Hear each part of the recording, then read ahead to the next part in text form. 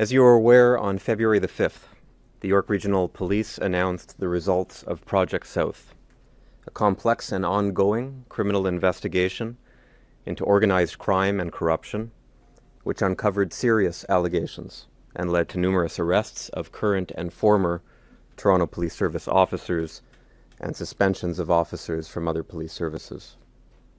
Serious allegations that have struck at the trust people place in their police services. Police officers intent on criminality also may not confine themselves to a single police service. By moving between organizations to evade detection, their conduct follows them, meaning weaknesses in oversight or standards do not remain isolated to a single organization or community, but can, if left unchecked, undermine the entire system. If there are vulnerabilities within the systems currently in place in Ontario's policing sector, or in the standards that it must adhere to, it is essential that they are identified so meaningful, system-wide improvements can be made. Rebuilding public trust also requires more than words. It requires action.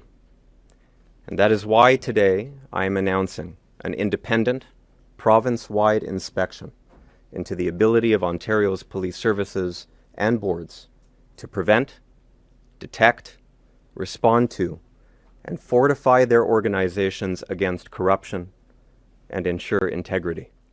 This province-wide inspection will be conducted under the authority of Ontario's Community Safety and Policing Act, the province's policing legislation, and it will focus on 5 defined areas, with the ability to examine additional ones as the inspection unfolds. At the conclusion of this sector-wide inspection, the inspector will provide me with their report outlining their independent findings based on their assessment of the information and the evidence. I will review that findings report to determine whether there has been any non-compliance with policing legislation, including a failure to provide adequate and effective policing.